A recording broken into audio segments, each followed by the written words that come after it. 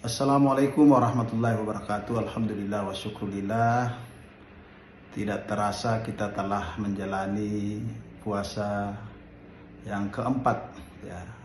Mudah-mudahan ya, puasa kita selama 4 hari ini betul-betul tidak ada yang kurang dan tidak melakukan sesuatu yang dapat membatalkan ya puasa kita.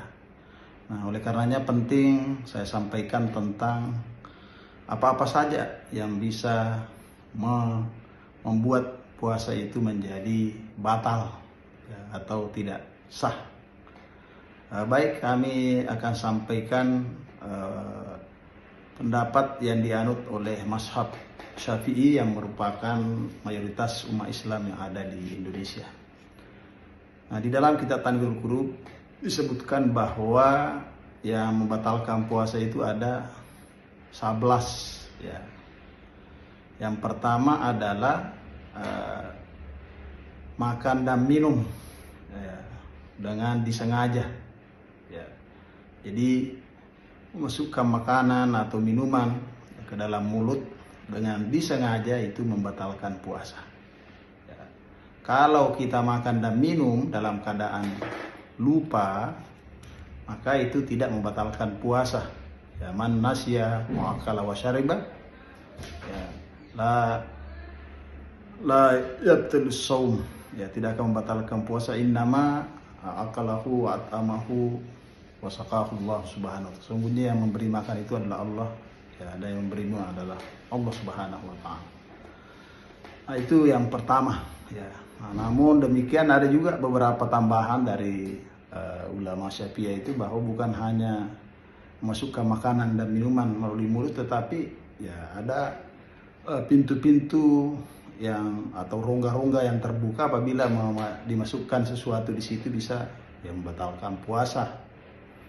Ya, misalnya melalui hidung, ya rongga mulut, kemudian 2 telinga ini, kemudian al-kubul ya, pintu depan ya, kemudian ad-dubur pintu belakang. Nah, itu ada juga ulama menambahkan itu yang bisa membatalkan puasa adalah ya masuknya sesuatu ke dalam 5 pintu rongga yang terbuka.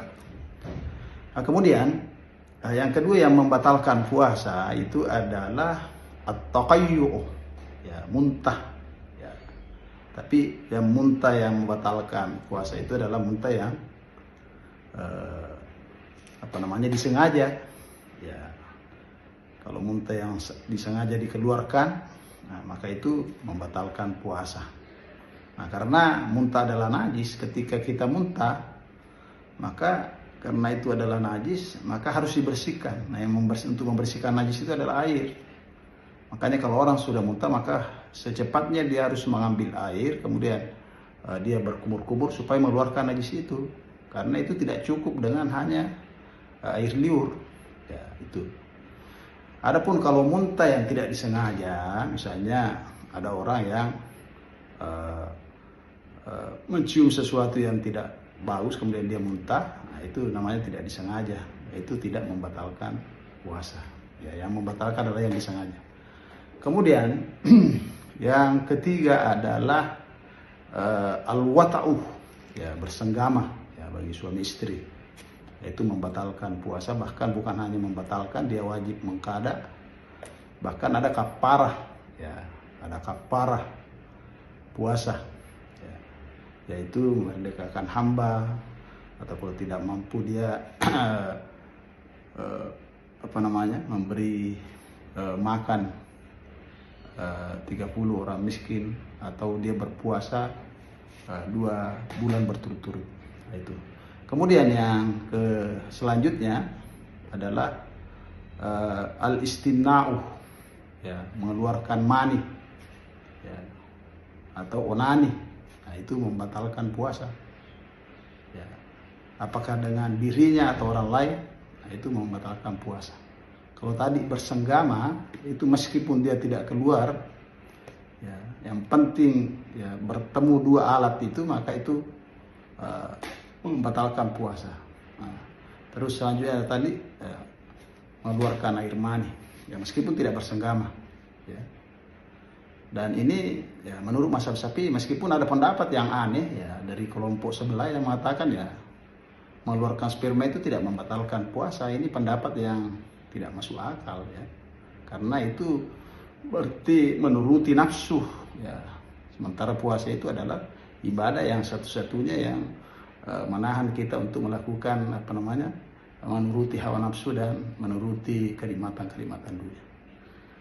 Kemudian selanjutnya yang kelima yang membatalkan puasa itu adalah haid ya bagi perempuan. Seorang perempuan yang berpuasa dari sahur sampai misalnya jam 5, kemudian dia keluar haid, maka pada saat itu dia batal puasanya seketika itu. Kemudian nifas ya, darah yang keluar setelah melahirkan. Kemudian selanjutnya yang ke-7 adalah melahirkan.